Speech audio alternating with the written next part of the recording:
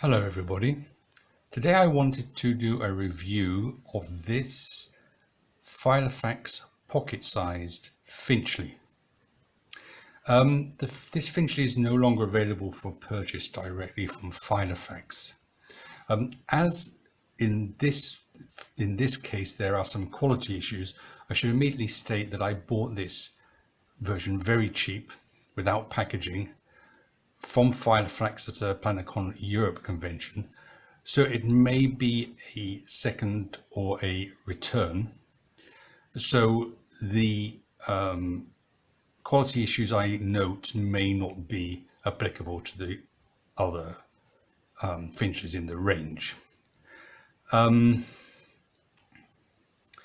It's, as I said, it's the pocket size. It's 14.6 centimeters tall. It's 11.2 centimeters wide, excluding the closure and the pen loop, and it's about 3.2 centimeters thick. It's a dark brown leather with a light brown sort of cappuccino color stitching, not a color I'd normally go for, and it has this design with the seam running around it all the way around the middle of the organizer. This is unused, so it's quite stiff, but this leather does become more supple over time. I have a mini version of the Finchley, which is filthy, because I've used this one a lot, and the leather does soften over time. I will review this smaller version in my next video. I'll probably clean it up a little bit before I do so.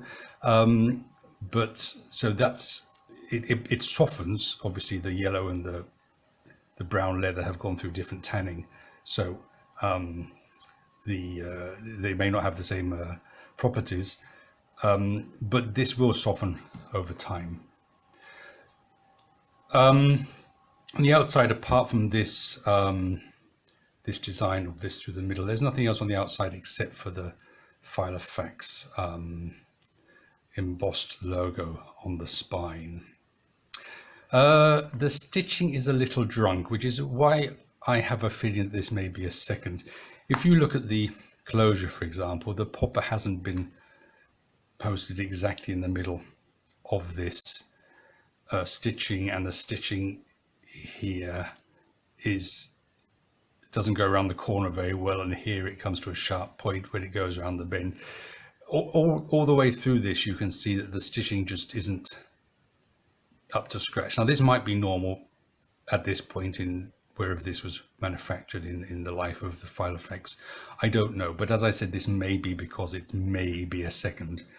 So I just noticed that the stitching is not always as you might expect. It has a closure, as you see, with a single popper. Let me just scroll down. Right, okay, so inside, let's open this up. I don't have any paper of the pocket size, so I had to cut some. By the way, this, if you want to just have an idea of the size of the pocket, it's almost, on the outside, it's almost A6. The size of the, if I put that down because it's black against black, you can see it's almost perfectly an A6. But that is not the case, of course, with the paper, because as with any ringed organizer, the size of the paper has to be much smaller than the size of the organizer, because it travels when you close the rings. On the left, we have the words Filofax Pocket Finchley Deluxe Leather embossed here, and there are two card slots facing inwards, which is always a good thing because it reduces the chance of losing stuff because it will fall inwards rather than out of the organizer, and it makes the organizer more easily reversibly if you're left-handed. The space which is left up here has been converted into two small pockets which might hold a stamp if people still used stamps yeah, so these are very small. I don't know what you'd use them for, but they are 2 pockets anyway of that small size. And there's a top to bottom pocket here, which is lined with a brown nylon. The rings in this case are 20 millimeters internal diameter, and they hold paper which is 8.1 centimeters by 12 centimeters. On the right hand side we have a zipped pocket with a latticed nylon outer. So you can see here you could use this for, well, coins, for example. If you wanted to use this as a wallet, though it would stop you being able to write on this because the surface would become uneven. But you have this lattice nylon. Now, when I first saw this, I thought there had been an error because the center of this strip of leather is 2 millimeters longer in the middle than it is on the outside. But if I look onto my other, my mini, it has exactly the same issue. And therefore, when I think about it, this is going to be probably due to, if you stitch in a straight line on this netting, you'll weaken a single line of the netting, which will mean that it will rip. So they have changed the shape of this so that the netting doesn't rip as easily as it might do. So that's probably the reason for it. It looked a bit strange to me, but that's probably deliberate. And again, we got plenty of pretty drunk stitching. So yeah, not the top quality you might expect. The zip, of course, inevitably is not ideally placed. I'm not a fan of zips on the inside of Filofaxes if they're not properly placed, because although it doesn't affect the position of the paper when the organizer is open, when you close the organizer, the paper does, but it does clash with the zip here, and the zip hasn't been given a cover, so you will find the zip nibbling away at the paper if the organizer is full. There's a pen loop on the right hand side. The pen loop is leather only. There's no elastic, so you're very limited in the range of size of pens you can put into it. So if I put in this yard lead pen, which is 8 millimeters diameter,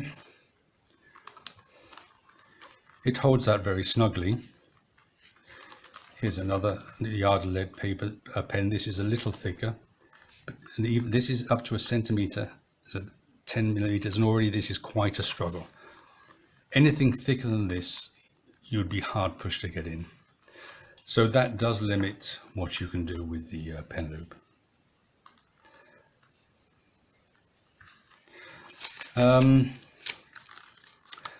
That's basically it. I haven't used this in anger.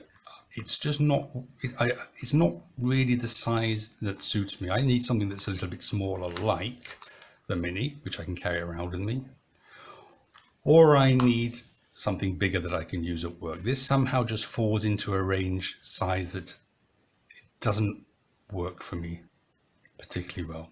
One of the reasons also I don't like this, using this one, is that it does not lie open. So it will lie flat, yes, but it flicks closed. Now you may be able to train this. I don't think you could train it to always lie flat, lie open, because you can see how much this is forced up when you open it.